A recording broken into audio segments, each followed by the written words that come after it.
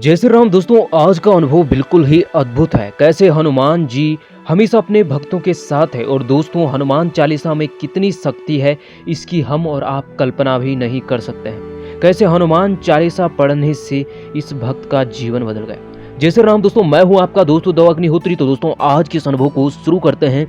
सभी भक्तों को मेरा जय श्री राम। मेरा नाम प्रियांशु है। मैं उड़ीसा के एक छोटे से जिले नवरंगापुर का रहने वाला हूं। मैं जिस शहर में रहता हूं उसका नाम हमीरकोट शहर है और यह बात उस समय की है जब मैं 12th क्लास में पढ़ता था और मैं सुबह 3 बजे उठकर पढ़ना चाहता था। मैंने YouTube पे देखा कि अगर सुबह ब्रह्म मुहूर्त में उठकर पढ़ाई करते हैं तो याद बहुत जल्दी हो जाता है और मैंने अगले दिन ऐसा ही किया।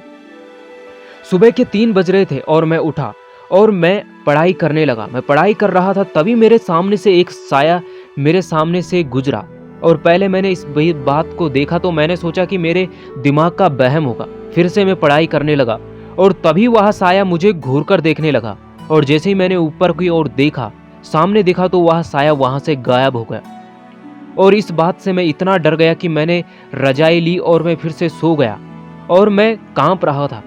अगले दिन जब मैं सुबह उठने की सोची तो मैं डरने लगा और मैं उठा नहीं। 3-4 दिन बाद मैं फिर से 3 बजे उठा और पढ़ाई करने लगा और मुझे फिर से वही साया दिखा और वह मुझे घूर कर देख रहा था।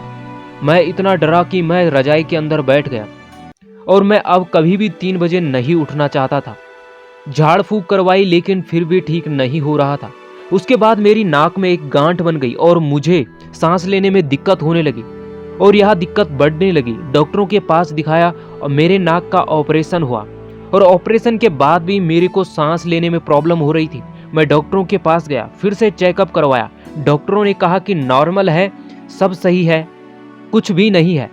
मैं यह सुनकर हैरान हो गया कि मुझे तो सांस लेने में प्रॉब्लम हो रही है और डॉक्टर कह रहे हैं सब नॉर्मल है। मैं वापस घर आया।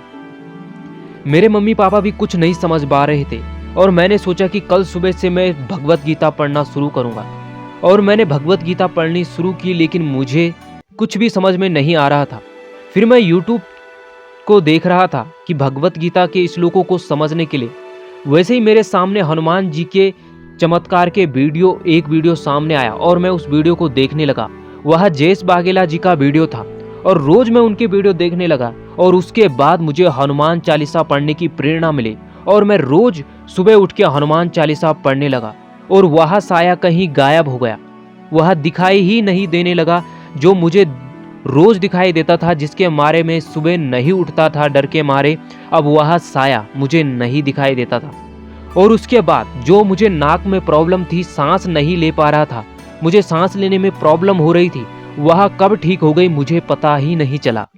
और उसके बाद मेरा हनुमान जी पर भरोसा बढ़ गया और मैं अभी भी रोज हनुमान चालीसा का पाठ करता हूँ और सुबह उठकर पढ़ाई भी करता हूँ और मेरे हनुमान जी की कृपा से मेरा जीवन बदल गया और मुझे गर्व है कि मैं हनुमान जी का भक्त हूँ। अंत में मैं इतना ही कहूँगा कि सच्चे मन से हनुमान जी को पुकारो और वह अपने भक्तों को कभी भी अकेला नहीं छोड़ते हैं। जय श्री राम। तो दोस्तों कैसे लगा आपको यह अनुभव।